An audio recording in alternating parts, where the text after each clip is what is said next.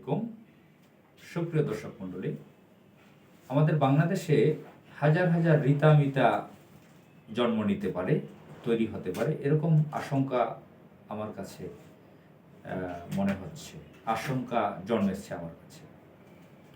আমাদের সোসাইটিতে হাজার হাজার রিতা-মিতা তৈরি হতে পারে বা তৈরি হচ্ছে। আমার কথাটার অনেকে অর্থ হয়তো বুঝতে পারেননি। রিতা-মিতা কাকে উদ্দেশ্য করে বলেছি, কোনটা বলেছি। আপনারা জানেন, অনেক বছর আগে আমরা মিডিয়াতে দেখেছি মিরপুরে একটি বাড়িতে দুজন নারী ছিলেন, দুই বোন। তাদের নাম রিতা-মিতা। তাদের 50-এর কাছাকাছি বয়স ছিল, এখন তাদের বয়স 50-এর অনেক উপরে। তারা ওই বাড়িতে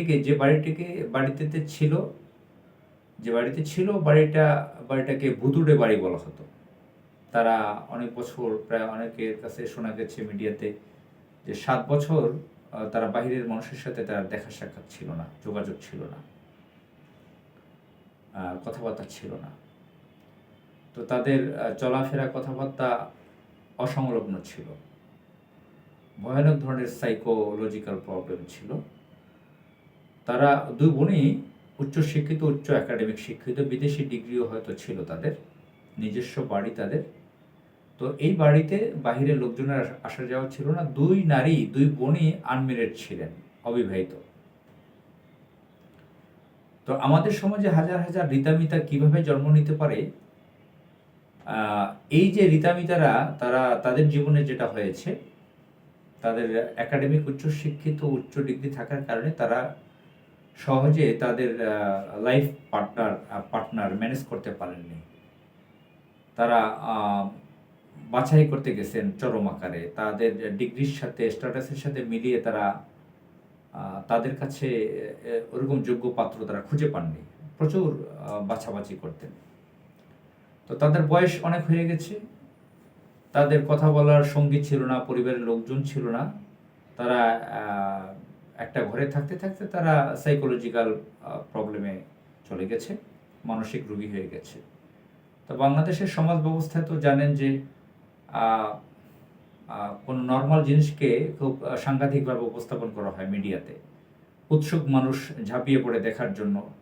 তো তারা সাইকোলজিক্যাল প্রবলেমে পড়েছে, মানসিক রোগী, তাদেরকে ভূত বানিয়েছে, ভূতুরে বাড়ি বানিয়েছে। অ্যাকচুয়ালি এটাকে আমি মনে করি মানসিক প্রবলেম। তারা এমন স্ট্যাটাস নিয়েছিল, তাদের কাছে সহজে মানুষ মিলত না। তারাও এইভাবে একা একা থাকতে থাকতে মানসিক রোগীতে পরিণত হয়েছিল। এখানে ভূতের কিছু নেই।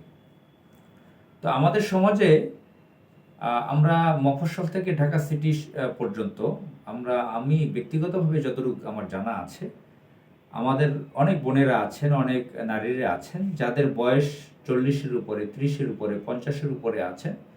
তাদের বিভিন্ন ইউনিভার্সিটির ডিগ্রি আছে, একাডেমিক বহু ডিগ্রি আছে, বড় বড় পেশায় আছেন, তাদের বিয়ে হয়নি, আনমেরিড।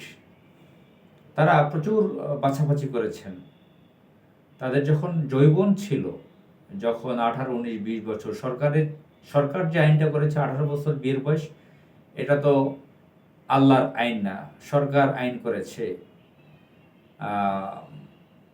আল্লাহর আইনের বিরুদ্ধে। আর নারীদের হচ্ছে বিয়ে 18 বছরের অনেক আগেই হতে পারে। তো 18 বছর, 19 বছর, 20 বছর, 21 বছর, 22, 23 বছর বয়সে তাদের বিয়ে হলে খুব ভালো হতো। তো আমরা অনেক দেখি যে হাজার হাজার নারীরা বিভিন্ন ইউনিভার্সিটি থেকে অনার্স মাস্টার্স করেছেন, BBA করেছেন, কেউ CA করেছেন, কেউ MBBS পাস করেছেন, FCPS করেছেন, কেউ BED পড়েছেন, কারো বিদেশি ডিগ্রি আছে, বিভিন্ন কর্পোরেট অফিসগুলোতে চাকরিতে আছেন, স্বায়ত্তশাসিত প্রতিষ্ঠানে আছেন, কেউ বা কিছুই করছেন না, বাসায় আছেন, অনেক সম্পদশালী পরিবারের মেয়েরা আছেন। তো যাই হোক, আমরা 30-এর উপরে, 40-এর উপরে, 50-এর উপরে বাংলাদেশে এখন হাজার হাজার নারীরা আছেন যাদের উচ্চ একাডেমিক ডিগ্রি আছে, আভিজাত্য আছে, কিন্তু তাদের লাইফ পার্টনার নেই, তাদের স্বামী নেই, হাজব্যান্ড নেই। তো আমি যেটা মনে করি যে পরিস্থিতি চলছে বাংলাদেশে, একটা সময়ে এই যে হাজার হাজার নারীরা, আমি তো হাজার হাজার বলছি, এটা লক্ষ লক্ষ হতে পারে। বাংলাদেশের যে প্রেক্ষাপট, যে পরিস্থিতি আমি দেখছি প্র্যাকটিক্যালি, প্রত্যক্ষভাবে লক্ষ লক্ষ উচ্চশিক্ষিত নারীরা আছে। একটা সময় এই বাড়িগুলো রিতামিতাদের বাড়িতে পরিণত হবে। মিরপুরের যে ঘটনাটি ছিল, আমাদের বাংলাদেশে তো কিছু বছর একটা ঘটনা ঘটে 5-10 বছর পর হারিয়ে যায়। তো রিতামিতার ঘটনা হয়তো অনেকের খেয়াল নেই। তো রিতামিতার ঘটনার মতন কিন্তু বাংলাদেশের হাজারো ঘরে তৈরি হতে পারে, হাজারো ঘর ভুতুরে ঘর হিসেবে পরিচিত পেতে পারে।